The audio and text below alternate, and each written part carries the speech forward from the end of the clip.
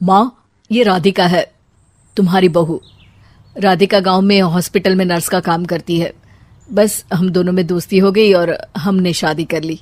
राधिका, माँ के पैर छू। अरे चल हट नालायक।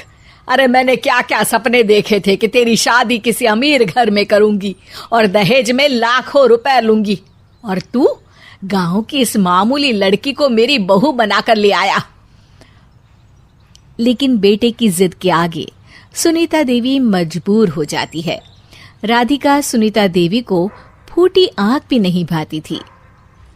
तुम चिंता मत करो भाग्यवान, हम दोनों मिलकर अपनी बहू को इतना सताएंगे कि वो हमसे तंग आकर ये घर छोड़कर चली जाएगी। फिर हम अपने बेटे की शादी किसी बड़े सेठ की बेटी से कर देंगे, ठीक है? अगले दिन सुनीता देवी अपने बेटे का कमरा साफ कर रही होती है।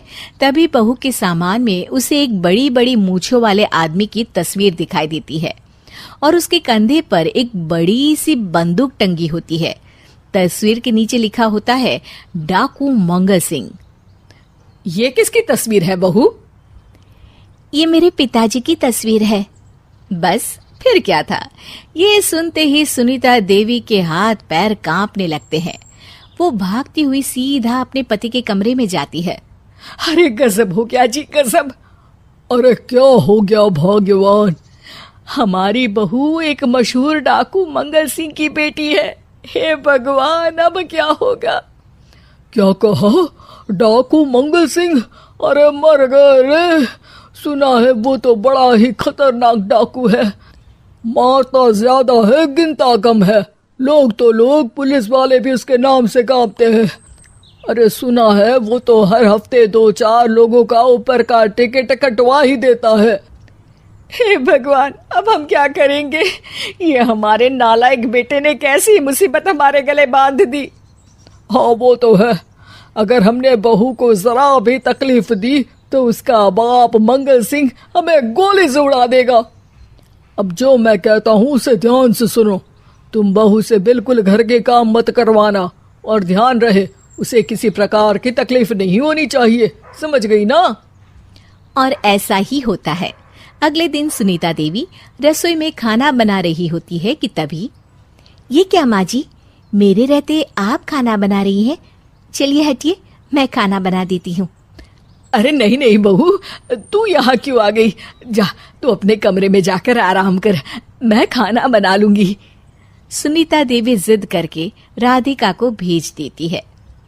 फिर एक दिन, अरे फर्श पर कितनी धूल जमी है, माँ जी देखेंगी तो नाराज हो जाएंगी, मैं अभी यहाँ पोछा लगा देती हूँ।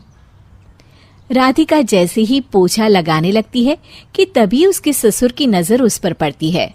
बंसीलाल भागता हुआ वहां आता है। अरे नहीं नहीं बहू, तुम ये क्या गजब कर रही हो? बहू तो बेटी समान होती है और हम ना अपनी बेटियों से काम नहीं करवाते।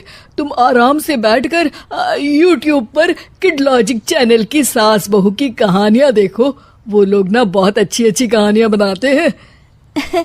सच? आप देखते हैं? अरे मैं तो रोज देखता हूँ। शहर की बहू तो मेरी फेवरेट कहानी है। हाँ, ये कहकर बंसीलाल पोछा लगाने लगता है। इस तरह राधिका के सास ससुर सारा दिन उसकी खुशामद में लगे रहते हैं और उसे किसी महारानी की तरह रखते थे। कैसा लगा बहू?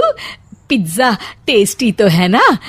अच्छा, मीठे में क्या खाओगी बोलो तो?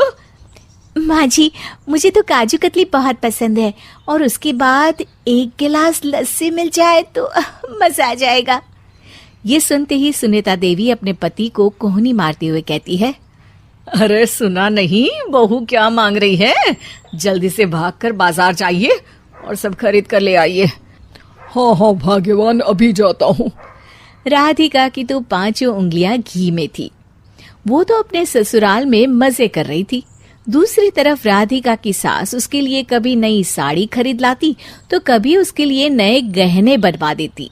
फिर एक दिन डाकू मंगल सिंह अपनी बेटी राधिका से मिलने अपने आदमियों के साथ आता है। उन सबको देखते ही राधिका के सास ससुर डर के मारे कांपने लगते हैं। मर गया रे। डाकू मंगल सिंह तो सच में कितना डरावना दिखता है, ऊपर से इतनी बड़ी बंदूक लेकर घूमता है। कैसे हैं समधी जी? क्या हुआ? आप इतना घबरा क्यों रहे हैं? और आपको इतना पसीना क्यों आ रहा है? आपकी तबीयत तो ठीक है ना? जी अभी तक तो ठीक है, पर लगता है बहुत जल्द खराब होने वाली है। क्या कहा आपने? जी जी कुछ नहीं, बताइए बताइए कैसे आना हुआ। दरअसल आज आपके शहर में हमारी नाटंकी मंडली का प्रोग्राम है, तो इसी बहाने सोचा बेटी का ससुराल भी देखता चलूं। ये सुनते ही राधिका के सास ससुर हैरान हो जाते हैं। क्या कहा? आप नौटंकी में काम करते हैं?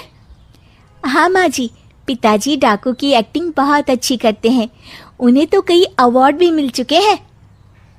और ये बंदूक, ये तो असली लगती है। तभी राधिका के पिताजी अपनी नकली मूंछ निकालते हुए कहते हैं, इस मूंछ की तरह यह बंदूक भी नकली है। ये तो छर्रे वाली बंदूक है, इससे तो मैंने आज तक चिड़िया भी नहीं मारी। और खोदा पहाड़ निकला चूहा। इसका बाप तो मामूली नौटंकी वाला निकला, और हम इससे डर कर बहू की नौकरों की तरह सेवा कर रहे थे। आपने सही कहा जी, इसके पीछे मेरे कितने पैसे खर्च हो गए, और काम कर करके मेरी तो कमर टूट गई सो अलग। अरे बहू, तूने अपने पिताजी के बारे में हमें पहले क्यों नहीं बताया? राधिका मुस्कुराते हुए कहती है, आपने तो कभी पूछा ही नहीं ना माँ जी।